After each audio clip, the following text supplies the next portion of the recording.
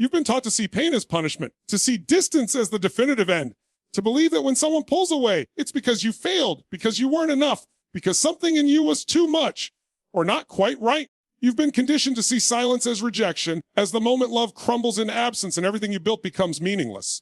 But that's the lie. That's the illusion. And it's time to shatter it. What if I told you that what you're interpreting as rejection is actually something else, something deeper, far more complex? What if their retreat wasn't a betrayal, but a signal, a distorted cry of love entangled in fear? What if the very act of pulling away was their misguided, desperate way of holding on? See, we live in a world that applauds emotional clarity but punishes emotional vulnerability, especially for those who never learned how to feel without fear.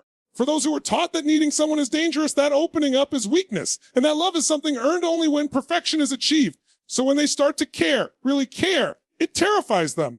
It flips every defense they've ever built upside down. The deeper they feel, the stronger the instinct becomes: run, protect, hide. And that's what they do. They disappear. They get cold. They become distant, guard at heart. Not because they don't feel, but because they feel too much. You see it as abandonment. They see it as survival. You interpret their silence as a wall, as the end of the road.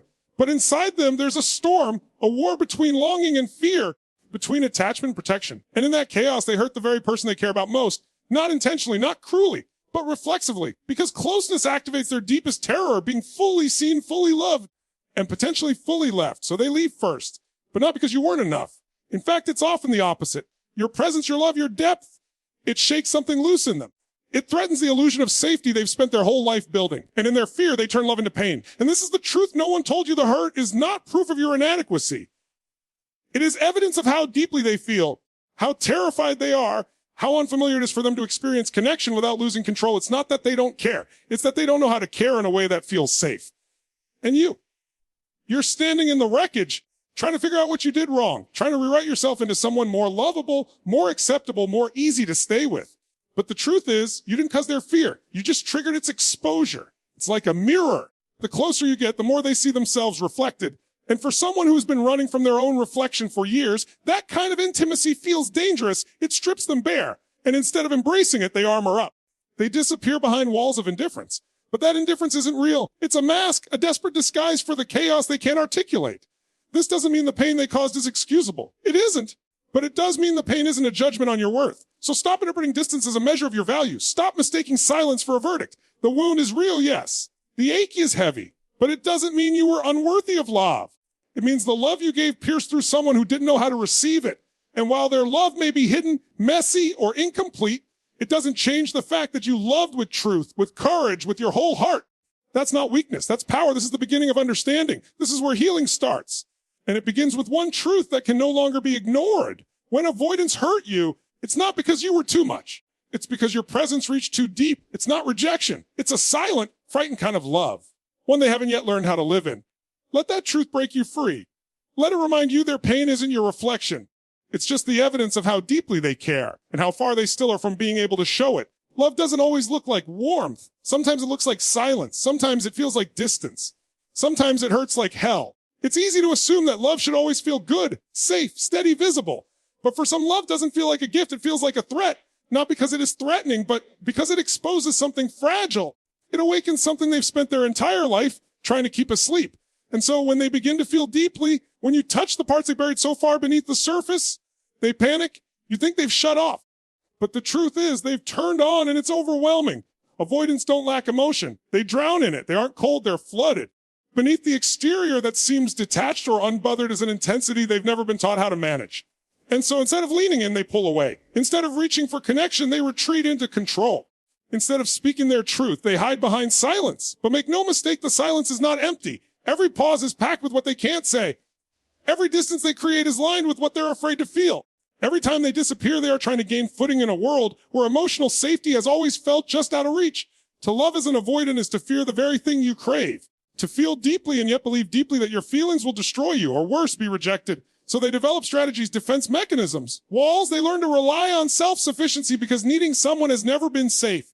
They learn to numb their feelings because feeling has only brought pain. They keep relationships at arm's length because closeness means exposure, and exposure feels like danger. Not because you are dangerous, but because intimacy demands vulnerability, and vulnerability demands the very thing they fear most: trust. Trusting you, trusting love, trusting that if they fall, they won't be shattered. That is why when they start to care, really care, they don't move closer. They retreat. They get distant. Their nervous system goes into overdrive, and while you're reading it as indifference, they're in emotional lockdown. They're scared of being too much. They're scared of being not enough. They're scared of losing themselves. They're scared of losing you.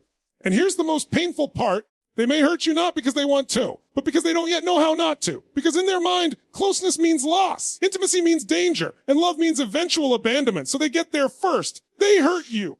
They sabotage it. They create chaos or distance because it gives them a sense of control. Because if it ends on their terms, maybe it won't hurt as much. Maybe they can convince themselves it wasn't real to begin with.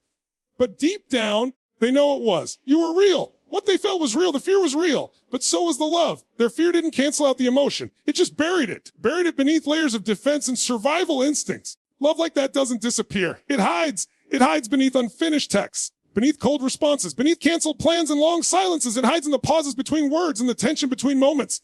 It's love wrapped in fear. Love silenced by trauma. Love sabotaged by self-protection. But here's what matters most for you to understand. Their struggle is not a reflection of your worth. Their inability to show up doesn't mean you were asking for too much. Their retreat doesn't mean your presence was a burden. It only means that their heart was louder than their readiness. And they didn't know how to hold both. This is not to romanticize pain. This is not to excuse hurt. This is to offer clarity, to help you see that what looked like rejection may, in fact, have been the most vulnerable love they could offer in that moment. It wasn't full. It wasn't fair. But it was real, and wrapped in fear. So when you remember them, don't just remember the pain. Remember what was underneath. Love didn't vanish. It hid. Because it was scared to be seen. There comes a moment, quiet, piercing, sobering, when you finally realize you cannot heal what someone else refuses to face. You've been carrying too much, their pain, their past, their silence, their fear. You've been walking through the ruins of a connection you didn't destroy, still trying to hold the pieces together, hoping that maybe, if you just love harder, try more, stay a little longer, they'll finally see you, finally choose you, finally stay. But their walls are not yours to tend. Their walls are not yours to break down. Their fear is not your responsibility to dissolve. And it is not your fault that they ran. You didn't fail because they couldn't show up.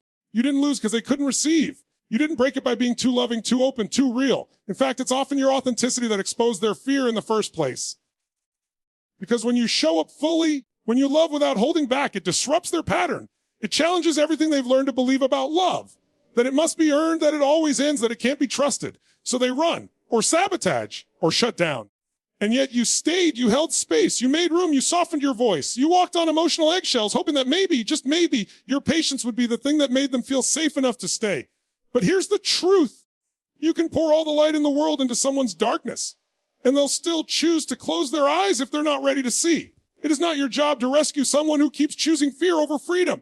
It is not your purpose to become the lifeline for someone who refuses to reach back. You are allowed to love someone and still walk away. You are allowed to hold compassion and still choose yourself. Their avoidance, their fear, their inability to open up, their resistance to love. These are not reflections of you. They are reflections of them, of their history, their conditioning, their unresolved wounds. Don't let someone's emotional unavailability rewrite the story of your worth. Don't internalize their coldness as proof you are unlovable. Don't mistake their inability to meet you for evidence that your standards are too high.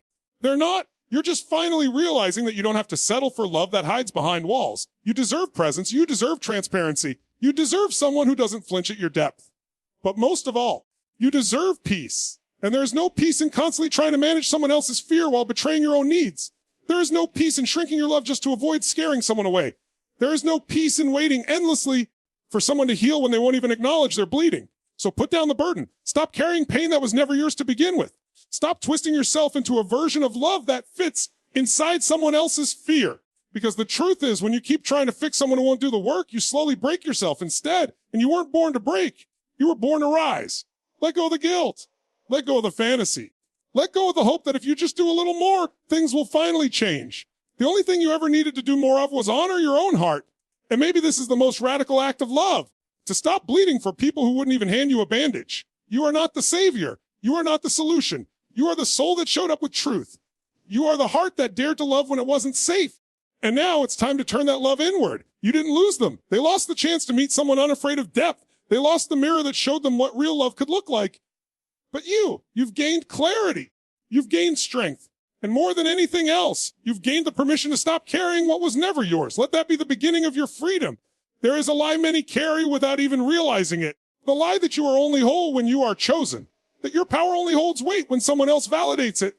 That your light only matters if someone else stands in it with you. But that ends now.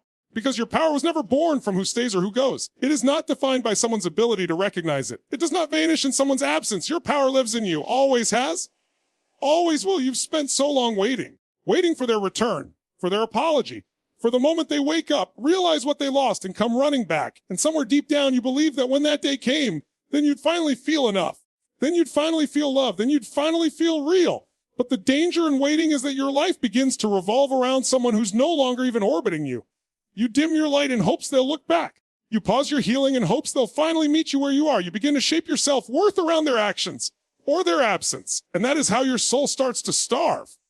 You were not meant to live in emotional limbo. You were not born to water someone else's roots while your own wither.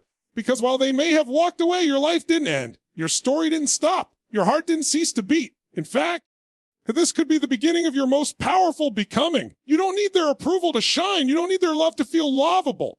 You don't need their presence to validate your existence. And you damn sure don't need their permission to heal. Because every single time they went silent and you found a way to keep going, you proved something powerful. Your strength has never depended on them. It's in the way you've kept loving, even after being hurt. It's in the way you've kept hoping, even after disappointment. It's in the way you've held your own hand through the darkness they left behind. They didn't destroy you. They didn't define you. They simply revealed the parts of you that still believed love had to be earned through pain. And now you get to rewrite that belief. You get to stop chasing love that runs. You get to stop begging for what should be freely given. You get to choose peace over potential, reality over illusion, wholeness over half-hearted affection. Because power, real power, is not found in controlling outcomes or holding on to people. It's found in the moment you stop outsourcing your worth and start owning it. You are not awake and you are not broken. You are breaking through. And yes, it's hard. Yes, it hurts. Yes, it's tempting to go back to what's familiar, even if it's painful. But growth doesn't come from comfort. It comes from the brave act of saying, I will no longer measure my value by who chooses to stay. I choose me. Let that be your turning point. Let that be your rise. You don't need them to come back to find peace. You don't need closure that never arrives. You don't need one more conversation to know your heart was true. You are allowed to heal without their apology. You are allowed to move on with their validation. You are allowed to grow into everything they couldn't hold. This is your time to reclaim yourself, to rebuild what fear tried to take, to step fully into the power that's been waiting inside you all along. Not because they stayed, not because they came back, but because you remembered your power was never dependent on anyone else. Pain is not the enemy. Let that truth settle for a moment. Because everything inside you has probably been trained to avoid it, resist it, numb it, outrun it. To see it as something wrong, something shameful, something to get past as quickly as possible. But pain, real honest pain, is a teacher. It doesn't come to punish you. It comes to wake you up. And it's trying to tell you something. It's trying to show you what you've tolerated for too long. It's trying to reveal where you've abandoned yourself to be loved by someone else. It's trying to crack open the parts of you that settled, that begged, that bent until you barely recognize your own reflection. Because sometimes the pain you feel isn't just from what they did. It's from what you kept accepting while calling it love. But now, here you are, broken open, raw, awake, and maybe that feels unbearable. Maybe it feels like you've lost everything. But what if you've just shed everything that wasn't aligned with who you're becoming? What if this heartbreak is actually a rebirth? Because pain is honest. It doesn't lie to you. It doesn't mask things like comfort does. It puts everything on the table, your fears, your patterns, your blind spots, your wounds. And in that unbearable clarity, it gives you a choice. You can numb it or you can listen to it. You can run or you can rise. The pain of loving someone who couldn't love you back in the way you needed, it's sharp, but it's not empty. It holds lessons that will shape you if you let them. Lessons about boundaries, about self-worth, about the difference between connection and attachment, about the quiet courage it takes to stop over giving and finally start receiving what you deserve. You see, the pain teaches you who you are. When no one is watching, it reveals your resilience, your tenderness, your capacity to still hope even after being hurt. It shows you that you can walk through fire and still not burn out, that you can be brought to your knees and still rise taller than before. And maybe most importantly, it teaches you to let go of the fantasy, the what could have been, the illusion that if only you had done something different, loved better, stayed quieter, been less needy, it would have worked. No, it didn't work because they weren't ready, because they couldn't meet you where you were, because love cannot bloom in soil that fears being touched. But that's not your failure. That's your freedom. There's wisdom in every tear, strength in every scar, clarity in every crack. You're not broken. You're becoming. And sometimes it takes the sharp edge of pain to finally cut away everything that's been weighing you down. So don't rush the healing. Let the pain speak. Sit with it. Honor it. Feel every wave, but don't drown in it. Let it teach you, but not define you. This is where growth happens, not in the clean, comfortable moments, but in the mess, in the ache, in the hollow space they left behind, Because now you get to fill it not with false hope or desperate longing, but with truth, with power, with the parts of you that are finally coming alive. And maybe the greatest lesson of all is this: you don't need someone else to complete you. You just needed this pain to remind you that you were never incomplete. So thank the pain, not because it felt good, not because it was fair, but because it brought you back to yourself, back to your strength, back to your worth, back to the truth you'd been too afraid to claim. You are still whole. Even when someone else cannot hold you, this is it. This is the moment where everything shifts. Not because someone came back, not because they finally saw your worth, not because they gave you closure or clarity or an apology, because you stopped waiting for any of it, because you finally realized this chapter isn't about them. It's about you. You've cried your tears. You've questioned your worth. You've revisited every word, every moment, every silence, trying to decode the meaning behind their absence. You've walked through the fire of heartbreak without a map, thinking maybe, just maybe, you were the problem. But here's what you need to hear now with full certainty. You were never too much. You were never not enough. You were exactly what you were supposed to be: loving, honest, open, real. And now it's time to rise, not to prove anything, not to chase validation, not to get even, but because you've remembered what fear tried to make you forget. You were powerful all along. Your story doesn't begin or end with who walked away. Your worth isn't found in someone else's hands. Your future isn't tied to someone too afraid to face theirs. This is your rebirth. The ashes of what didn't work are the very soil where your new self begins to grow. So stop rehearsing old pain like it's your identity. Stop shrinking your truth just to keep others comfortable. Stop making space for people who leave you starving in a room you built for them. It's not your job to teach someone how to love you. It's not your role to convince someone to stay. It's not your purpose to fix hearts that refuse to open. Your job is to rise, to reclaim, to return to you, to your voice unfiltered, to your truth unshaken, to your power undeniable. And no, it won't be easy. Growth never is. The healing doesn't come wrapped in comfort. It comes in choosing yourself even when it hurts. It comes in standing up, one breath at a time, when everything in you still aches for what's gone. It comes in walking forward without needing closure from people who only brought confusion. Because peace isn't found in their return, it's found in your release. And love. Love doesn't run from you. Love doesn't punish you for feeling deeply. Love doesn't disappear when it gets hard. So now, right now, you get to make a decision. Do you keep waiting, hoping, shrinking, or do you rise? Do you walk into the fire of your future with open hands, even if they're shaking? Do you stop asking if you were enough and finally start living like you are? Because you are, you always were, and everything you've been through, all the silence, all the rejection, all the aching confusion, was never the end. This hurt was not for nothing. The lesson is not wasted. This pain was a portal.